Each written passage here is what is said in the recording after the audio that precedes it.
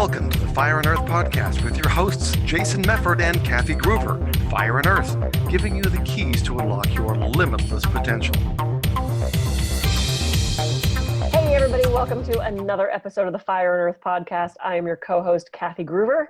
And I'm Jason Mefford. And today we have my good friend, I'm going to try to say this right, Denise Soler Cox. Okay? Yeah. All right. I did it right that time. And I am so stoked to have Denise on because she is probably one of the most authentic people that I know. Aww. And I say that honestly, and I think people listening today are going to see that come through.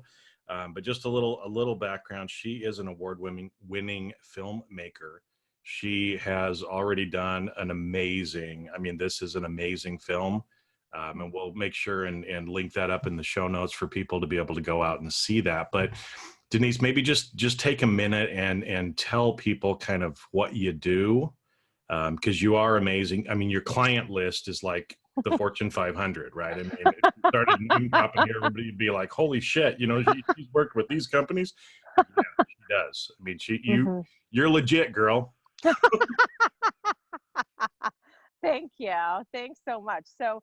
Yeah, I got started 7 years ago with an idea that I had for a very long time. It was an idea that came to me when I was 26, and it kind of landed on my heart as something that I needed to do, but I could not summon up the courage to actually do it. And I really fought with my demons for 17 years.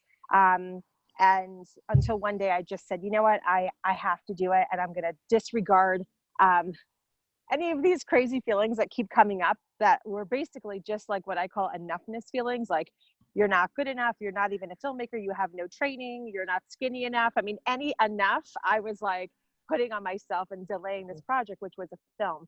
And until one day I just said, screw it. I'm going to be enough to make one phone call. And then I was enough to do the next thing and enough to do the next thing, until 2 years later, I had a documentary film that I made with my partner, who's an Oscar-nominated documentarian based in Denver. And we've been on the road with that film now for 3.5 years. And yeah, it's kind of weird, like the client list is Fortune 500 companies. The client list is really beyond, I had this vision, and I knew that it would be, I had a sense that it would be big, but it was hard to quantify like how it would end up looking. And so when I see the list of the companies that I've worked with, I'm impressed too. Good for you. Slightly in disbelief. And they keep calling. So that's, so basically I've been on tour with that film now for 3.5 years, and we've been in production now with another film. So yeah, life is good. And it's crazy when, I really decided to go full throttle with this big idea, and kind of what could happen after a person does that. It's pretty crazy. That's awesome. So tell us a little, what is your first film about for people that don't know? Yeah, so it's called Being Enya, and Enya it's E-N-Y-E, and it's the phonetic spelling of the extra letter in the Spanish alphabet, which is the Enya, which that you see in piña, pineapple, señora. The Enya so with the above it. Yes, exactly. And so that's the film is called Being Enya, and it's my life story, and it's about what it was like for me to grow up in the suburbs of Manhattan, not really feeling Latina enough or American enough, really feeling confused about my identity, not knowing where I fit in, and really believing that I was the only person that felt like that. I really had this sense that it was just me, and that I couldn't even put into words the loneliness that I experienced. And it's important to note that there was no YouTube, there was no BuzzFeed Latino, there was nobody making content that made me feel connected, except for some of the really iconic Latina authors, of which there are only about 5. And I'd read all their books, but it still didn't offer me a sense of connection that I was kind of aching for. And so the film talks about that. And then we get to meet a bunch of people that I met kind of along the way in my journey. Some of them are famous. And really the outcome is a bunch of people that are part of this demo, which is we're the children of immigrants from Spanish-speaking countries. We were born in the United States. And so we're American, but our parents are from a Spanish-speaking country. So we very much also feel that we're from there as well. And so the outcome is a bunch of people got to feel like they weren't alone, which was really what my intention was. And it's been a great honor to be able to give people that gift of letting them know, like, you know what, I thought I was alone and you're not, and we're not. And now this is what we're called and this is our experience. And so I had a chance to validate what I say is a very American experience. Well, and I agree with that. It's also a very human experience. I mean, because there are times when I was growing up, and I mean, I go back generations, there were times that I felt weird and that I didn't fit in, that I was alone because I was bullied and picked on for pick any number of things. Your nose is too big, your butt's too small, your hair is too bad. It's like we've all had that experience, and you were able to put that through your cultural eyes, which I think is amazing. Thank you. I think every human can relate to that. We've all felt like an outcast at some point, like we're not enough, that we don't fit in. I mean, I think we've all felt that way, so good for you. That's an awesome message to be sending, especially, did you do this specifically for youth so that they don't feel alone, or is this for adults? I mean, did you have that in mind when you did the film? I really just, it's funny, a lot of people ask me that, and I really just did it because my partner calls it a compulsion. I did it because I felt like I couldn't live another day without doing it. And so it was mostly like an expression, and it's to anyone that ever felt like this is dedicated to you, And so it totally delights me that more people outside the community, outside the Latino community, resonate with it, because it's true. It is a human story. It's outside looking in. It's like by design, we just believe we're alone, and we're not. It's a lie, but it's like we constantly have to be reminded of it, you know? Well, that's why, because when we first met and we were talking about kind of what you did, right?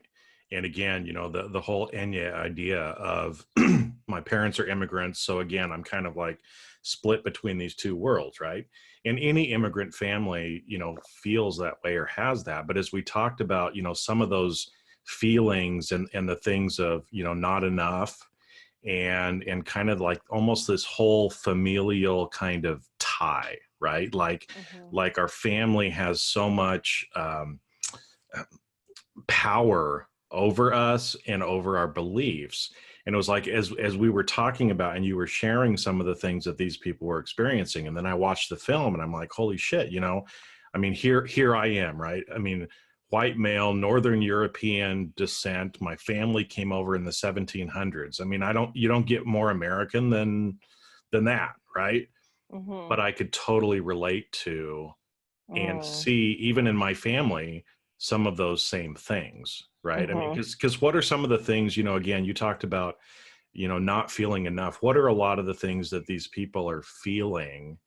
And then what can we kind of do to help stop that, right? Slap us around and get us out of that feeling. So that's interesting that you should ask. So this is something that's fascinating to me.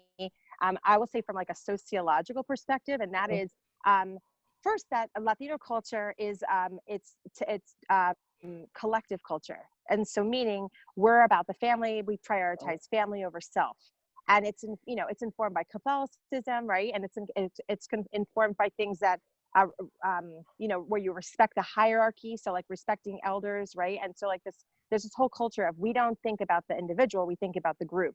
And then there's self-reliant culture, which is the dominant culture here in the United States, informed by Calvinism, Northern European ideology, right? And religion. And that's like independence, singularity, and self. And so neither one are wrong. But here's where it gets interesting, is that Latinos here in the United States, especially Enyas, especially those of us that have that connection to that immigrant parent, we feel part of the reason why we feel so stuck and in between and like we don't belong is because we grow up in self-reliance, where the focus is on self or me, but then our families and our parents reinforce it's not about you, it's selfish to be about you. And if they're going to be about you, then you're not about us. And what happens is they end up feeling like when they make decisions, and this is what my coaching group is about, when they make decisions about themselves. So like, let's say they go to college and say, I'm going to be a lawyer, or I'm going to go do something, start a business. And it takes them out of the home. The most interesting thing happens, and the most popular word that I hear from my community after they see my film and when they're in touch with what they really want to do with their life is they say, I feel like I want to do fill in the blank, but I feel like I'm betraying my family if I do that. It is the most bizarre thing. It doesn't make sense. And especially in a context of self-reliant context, because if you tell someone here in the United States, well, how could they say that? It doesn't add up. but tell someone from a Latino lens or the collective lens, and they can completely get it. And so really my work is to help people make that distinction and to tease those two things apart for people and help them make a decision for themselves. Like, how collective do you want to be and how self-reliant? And because it has to be a decision, you know, it's really like creating an identity, you know, because it feels often like for many of us that we have to abide by two sets of rules that are absolutely conflicting. And so when we say yes to this, we say no to our, when I say yes to me and my family or my aspirations, it feels like I'm saying no to my family and vice versa. Right. And so that's a difficult compromise. And that's why people often, and especially Latinas, that's why there's so few of us that are out there leading companies, starting businesses. That's why, even though it is on the rise, Latina business owners are like the fastest growing group, but it's because I believe that we're beginning to transcend this, but I still believe that there is a lack of understanding of the mechanics as to what's going on in the background. And so I kind of see myself as someone trying to educate people and kind of distinguish this thing and then provide them the support so they can go for the thing they want to do. Yeah, that's so fascinating because there is that conflict there. And there's been so many fiction movies about that, about, you know, you want to keep the traditions of your culture, but you want to Americanize yourself. And trying to find that balance point has got to be difficult. And I've seen that a lot in the Asian cultures. It's like family is so important and you want to keep the language and you want to keep the tradition, but you also want to go to American university and you know, so what's the balance point? I mean, how do you juggle those two worlds? Yeah, so it's funny that you bring up the Asian thing. I forget what that movie was called, but that one, Crazy Rich Asians. Yeah. All my Latino friends were sending me that movie. They were like, Denise, you have to see this movie. It's exactly what you talk about all the time. And I watched it, and it's like you could just dissect it. And honestly, like we're at the phase right now where it's like the more media can be made about this, the better, because you know, we just expose it versus like, you know, because it's, you know, we could. They're talking about this in sociology class, but it's like impossible to grasp on a real life level, let's say. But when we see it happening on the screen, whether it's a narrative like that film and a comedy even, right? But we also saw it on My Big Fat Greek Wedding. It was very much in that film as well. And then my film, and then my next film. But like the more we see it in the media, the more we honestly just get a chance to talk about it and realize, first, we're not alone with the struggle. And then second, like the emergence of my work, which is reinvention and deciding, you know, really creating the identity that works for your best life, you know, but that conversation can't happen without, it's almost like it can't even happen without a Crazy Rich Asians. It can't happen without seeing it for what it is and how funny it is, because it's so often painful and upsetting, you know? So, and you don't really realize it, like you said, until you see it. Because again, you know, now that I know you, I'm looking more for this kind of stuff, right? And even as you're talking here, you know, about kind of the community and the collective versus the individualistic, right? I mean, so again, I come from that Northern European background, so I've always been taught to be independent. You know, pull up your big boy pants and get stuff done. But yet my family also was like family first. No right? kidding. So I was still getting, you know, some of both of this, you know, and so it's interesting that still kind of carried forward, you know, and I'm guessing again that, you know, part of it probably is because of, I mean, my family was farmers up until, you know, like the last generation. And so as they moved across the country as farmers, you know, in that farming community, you had kids to run the farm, right? And so it was like, I mean, that whole collective, you got to take care of the family, because if the family doesn't pitch in and do what they need to do, then we're all going to die, right? So some of that collectivism probably carried further through the generations in my family. So, you know, again, even though I know that I'm trying to be independent, I was taught to be independent, there is that collectivism side of it that I think, again, sometimes now that I'm more conscious about it, it shows up in some of my limiting beliefs. Interesting. That is interesting. My gosh, that's fascinating. Yeah. And so I think, like you said, obviously newer immigrant families, you know, or groups that have a very strong cultural kind of tie, like we talked about, the Mhm. Greeks in My Big Fat Greek Wedding, Crazy Rich Asians, the Latino population. It's all, there's a very strong cultural component to that as well. But we all have some of that carry through. And that's why I love what you said. I mean, what you're doing is more humanitarian, and it's trying to help Mhm. us start to have these discussions and realize, it's okay to be selfish, because in some ways, the more selfish we are, the more we can give to other people too. And again, that's like Yes. this whole ironic oxymoron that people have going on. What do you mean if I, do this, then I'm actually helping somebody else? Yeah. Right. Right. But it's funny. It's like that doesn't seem to add up in Latino culture. I'll say for the most part. I don't want to make a sweeping generalization, but I did a video. I think I told you about this video, and it was, why it's a mistake to put your family first. And I was trying to be polarizing, right? Right. And but then I kind of explained it, put your mask on first. And then I did this whole thing. And anyone that watched it that would say is a millennial or younger, they were getting back to me and they were like, oh my God, I so needed to see this. I so needed to get permission. Thank you for giving me permission, or thanks for helping me with this, because I feel so guilty, blah, blah, blah. And, oh, hang on. Okay, there we go. But then the older people, I got comments like crazy. And one of them was the most hurtful thing that's ever been told to me. And basically someone said, you're a disgrace to the Latino community for making this video. And that one really hurt. But then there was another one that said, what you're saying in this video is going to erode everything that is Latino about being Latino. And so like, that's why I shouldn't do it. And it was fascinating because there are markers that say like, this makes you American, this makes you or Latino, let's just say this makes you self-reliant, this makes you, but really we are a mix, and we're but oftentimes we have a dominant kind of way that we see the world, but it is interesting to me the way that people evaluate other people. And this also goes across, culture, ethnicity. This is a definite human thing. Like other people kind of saying, you are this because of this, and these are the markers to this, and that's what makes you that. And to me, that's fascinating and detrimental, and also really detrimental to use if you don't really know if you don't have an awareness of what you're doing. Do you know what I'm saying? If it's not in the positive.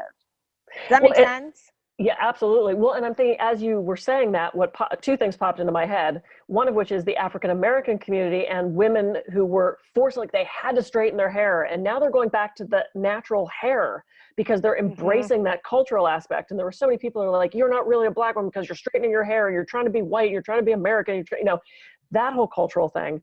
But as you were talking about the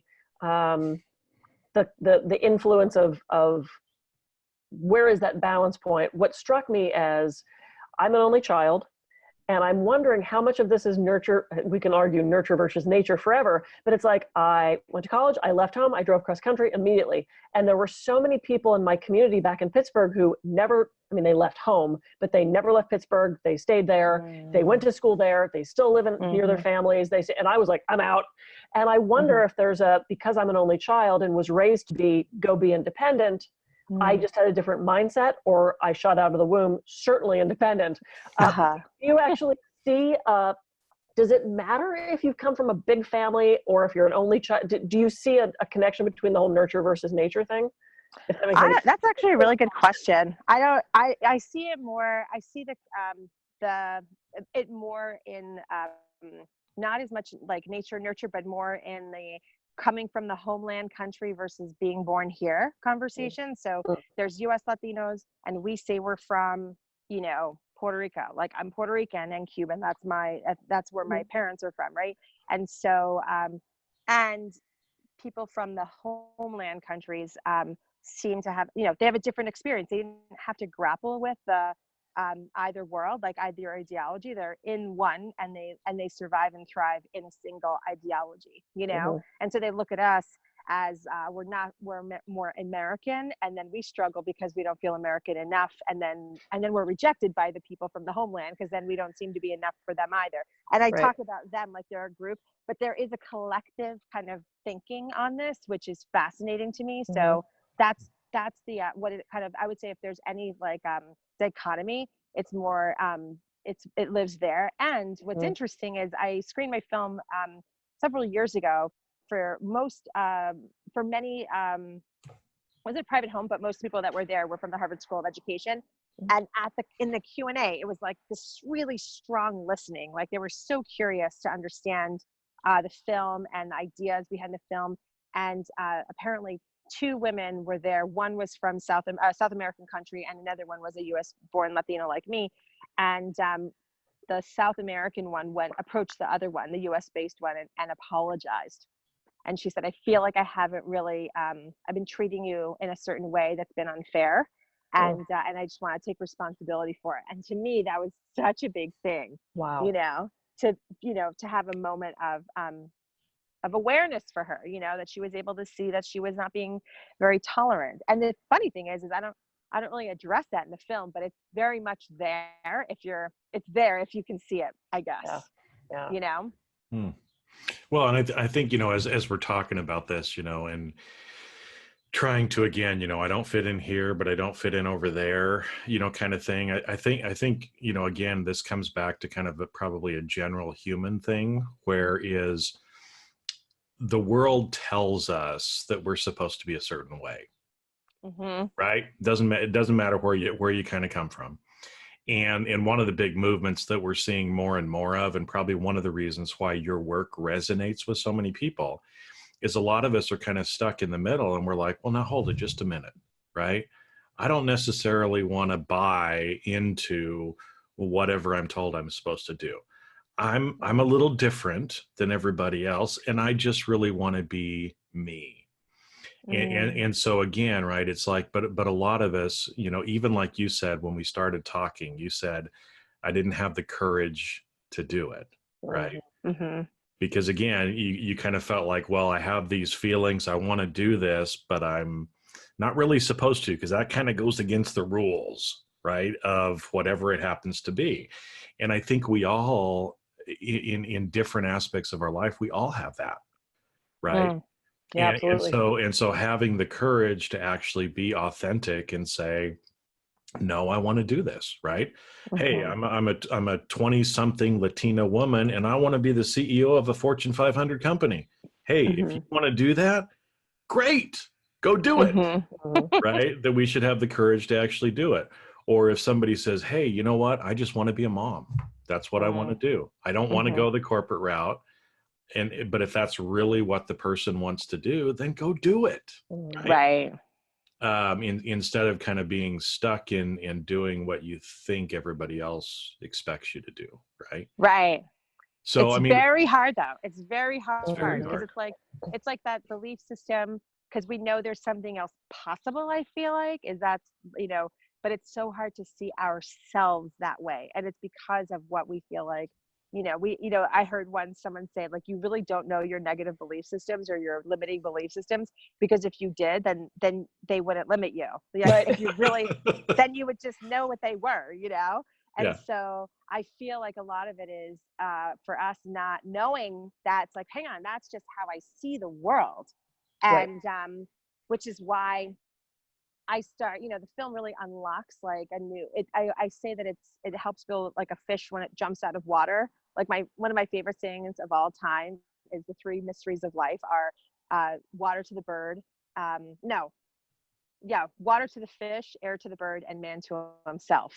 And so I say like that my work is giving people an opportunity to be the fish out of water, even just for a few minutes or a few seconds. And then we have the awareness, make a decision to do something different, and then hopefully act by the time we're back in the water. But it's really complicated because it feels so true. Like, if I do something for me, then I feel I'm betraying my family. That's a strong feeling, and to go against that. And, it's really hard. And to know, like, when I was in that meeting yesterday, pitching my new film, I said, the joke's on us, because really the barrier is that we feel is like steel. It feels so real, but really it's like a tissue. It's that thin. But we don't have that awareness. And I agree, like, human beings live by a set of rules. Like, I can't do this, they can, and I can't. For so many things, I can't have this, even though they can, And so it's really, taking it and on top of the humanity part, taking it and overlaying a cultural set of rules. So there's like a human set of rules and then a cultural set of rules. It's fascinating. And then I'm sure it's the same way in an individual family too, because my dad wanted a boy and my mom wanted a good Catholic girl.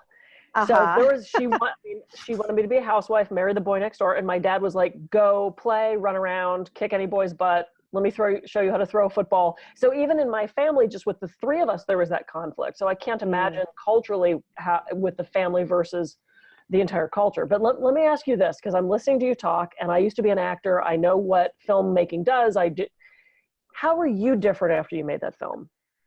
Oh my gosh. Thanks for asking that question. It's funny. I was transformed. I feel like the biggest benefactor. And in a way, it's almost like my selfishness. Like it was like the biggest selfish act, the most generous act of selfishness. For me. I love that generous act of selfishness. Writing that down. We're all writing that down. Everyone at home. Most generous act of selfishness. That's a great meme. Because I really won biggest, I feel like. And because I got to see it from the other side. I got to work through so much stuff. Like there was no way I could come out the other end and still be the same person, especially since it was about my life story and things I chose to share, things I didn't, things I decided, decided to keep in, it was an unprecedented amount of personal transformation that I put myself through. And I kind of kicked and screamed throughout it. And the funny thing is, the thing I was the most afraid of was that people would know me. And which is funny and ironic, since I knew all along that we were making a film about my life. So of course, but like, I was so afraid to be known that I was terrified the first time we screened the film, and it was here in New York City when we screened it. And I remember feeling like this was the biggest mistake I have made in my entire life. Like now everyone's going to know about my life. And now it's over, like to really be known. Cause I feel like that's what people want in many ways, but it's really hard to be that feeling of being exposed and people knowing about and really just facts. It's not like, it's bizarre and warped how preoccupied I was with that. And how 3 years later and 109, I just did my 109th event that's related to the film. Good. And and it's been the biggest gift of my life to be known. It's incredible to be known and to have people know and like me anyway, and maybe even like me more. Well, I think the more we actually know a person, the more we actually like them. Yes. And so, but again, it's scary to do that because, I mean, I can only imagine, you sitting there and having kind of this, everybody's going to be watching this now, and you're kind of looking around like, because I know there's a lot of actors, they never watch their movies. Yeah. Right. Because I think it's that same thing. It's like, nope, I don't want to see. I'm just going to trust that the director did whatever, I did my job, boom, moving on. Kind of thing where you're actually like watching it all the time and seeing people's actual reaction to it. And there's a vulnerability to that, and there's an exposure to that. It's walking down the streets naked to show all of this life. And I had a client yesterday I was doing some coaching work with. She has a story that she's trying to work on. It's not even a personal story. And she doesn't want to bring it into the light. For some reason, she can't get this story out onto paper. I don't know why. I mean, she's not writer's block. She told me the entire story, but she can't put it on paper. She said, because then it becomes real. And I'm sure that's, I'm sure that's the same thing for you. Is if I show this to everybody, I'm exposing my inner little kid, which is a very scary thing. I mean, you're bearing your soul, which is amazing. And once again, we've blown through a very quick half an hour. So we do this. We're like, blah, blah, blah. And then we realize we're done. We have a couple minutes left. Jason, anything you want to, I'll let you wrap and then we'll go back to. Well, yeah, because what I wanted to do is, we've had a great discussion, but I wanted to kind of leave the listeners with some takeaways too.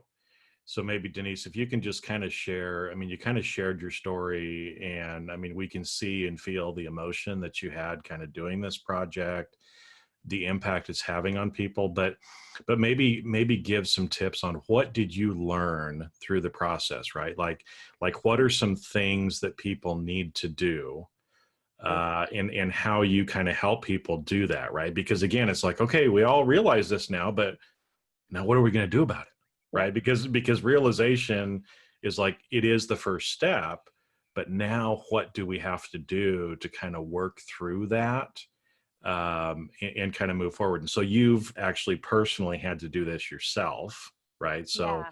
what are the steps you kind of did, what you learned, and then how you try to help people, or the steps that you give people to kind of help them get through that process too?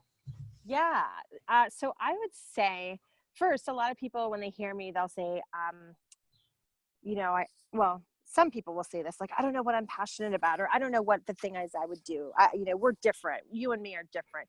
And I would say to anyone that feels like that, look and see if you really want to know what your passion is and like what you're here to do. Look and see what you always talk about, because this is all I ever talked about. I just was very limited in my ability to talk about it because I didn't have any on the ground experience beyond, my life experience, but I didn't have all the interviews. I interviewed over 100 people. I had hours and hours and hours of additional conversation about it. Now I just have so much clarity about this thing that I was so fascinated with. And so it's like that magnificent obsession. I forget who said that, or maybe Wallace Waddles. I don't know. Someone said the Think and Grow Rich guy. I'm not sure, but like someone talked about a magnificent obsession, and like we're all obsessed with something. I don't care if it's video games or I don't know what, but like look and see what you're obsessed with and what you would talk about and what you would talk about for free. And that's really where the passion lies and where the potential future for you lies. And the second biggest thing is, listen, it's so cliche, but like my head effed me up. Like my head was telling me like, you're not this, you're not that. And my head would say, you're not skinny enough. Anything that I was like preoccupied with about my own enoughness and my own ability to accomplish anything in life, it's like my mind showed me all the ways I couldn't do it. And it just brought up the past, but my heart was saying, no, like I just always saw opportunities. I would watch My Big Fat Greek Wedding, or I would see an example of something in the world where I felt like this is where this conversation could be inserted. This is where this conversation could add to could add and enhance people's experience. But I was terrified to deal with my demons, and the demons, that was the gift. The gift was, if you do it, you deal with the demons, but that's the gift. And like I said, it really does feel selfish, and it does feel like I'm the biggest benefactor because I'm the one that won the biggest. And it's because I got to have to look at what about me feels like I'm not good enough for this. And I had to like tear down those belief systems. Otherwise I wouldn't have been able to finish. And I certainly wouldn't have been able to have the resilience to continue to go and travel all over the country, continue to share confidently, right, the message. And really, it's like layer by layer by layer, but that's the opportunity.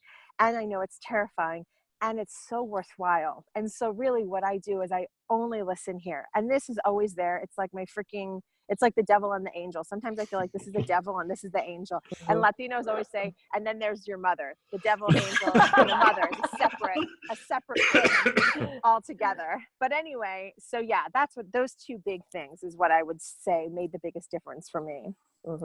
And I have one last question. What do your parents think of this? Well, at first, my mom, I would say, was very concerned about the making of the film, and that was just it was a very hard chapter of our relationship. But then she came around, and we were joking about it yesterday at my meeting, and saying that at first she was opposed to it, but then when it came out, she was very excited. And then any screening that happens in the New York area, even up to Boston, she shows up for. And she'll take the mic first. I'm like, okay, so are there any questions? My mom's hand goes up first, and then she like owns that mic for however long she wants it. And so I always kind of have to let her do her thing. That's great. But yeah, so she's a big fan now. But at first, no, it was hard. It was almost too hard. It almost stopped me from doing it. I had to make a decision and almost risk the relationship.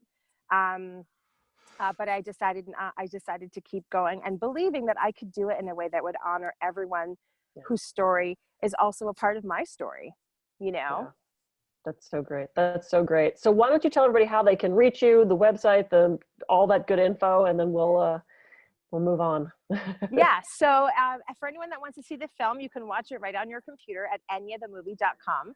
So it's ENYE, themovie.com.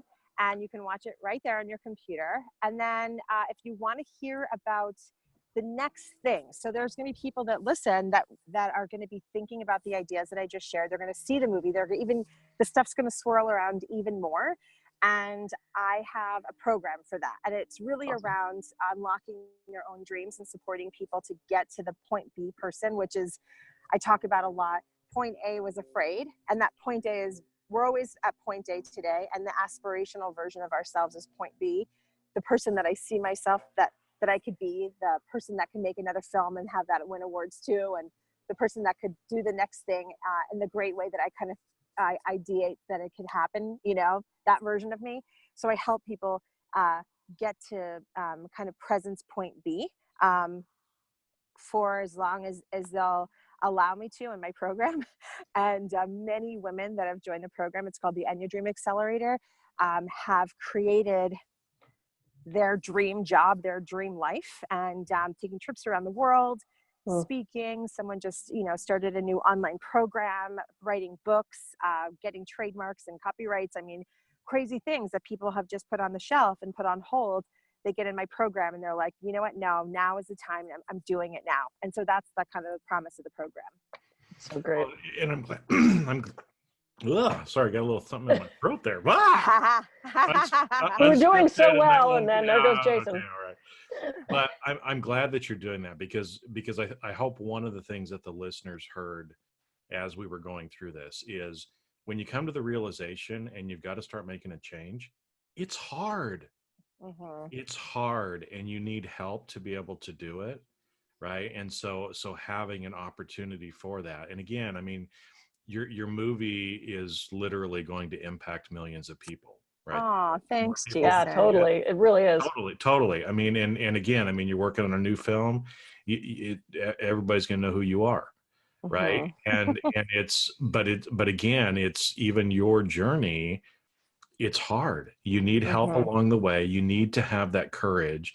You need other people around you, right? Because I know you didn't talk about the particular story, but I know like they talk about in the movie, right? When you're in Miami, and you finally have that realization, like, hold it, I am not the only one who feels this way, because these 10 people that are in this club with me, they're all saying the same thing, right? And so when you can become a part of a group like that, then you realize you're not alone, and other people have done this, and other people can do this, and they will give you encouragement.